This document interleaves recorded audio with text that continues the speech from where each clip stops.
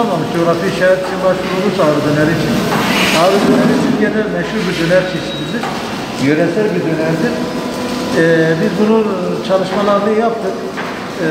Malzeme makineleri falan aldık. Makineleri aldıktan sonra ilk deneme üretimimizi Ocak ayında yaptık. Ocağın 17'sini yaptık.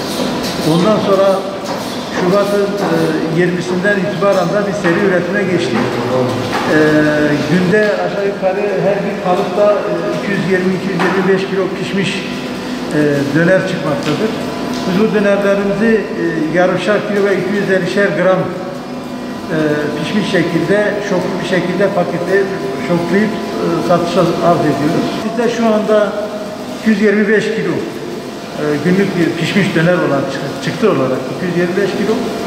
Fakat ileriki aşamalarda bu kapasiteyi belki artırma imkanımız olabilir. Şu anda zaten çok yoğun talep vardı.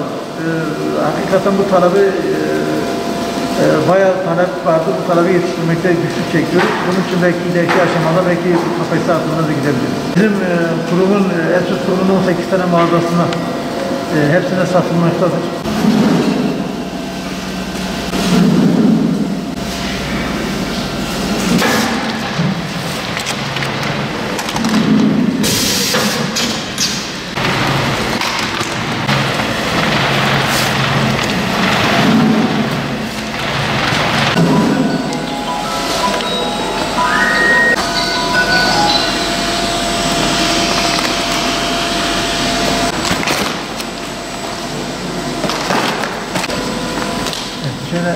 Dönerimizin üstünde Ağrı simgesel yapıları, şeyleri vardı. Mesela Büyük Ağrı Dağı, Küçük Ağrı Dağı, İshak Paşa Sarayı figürü vardır.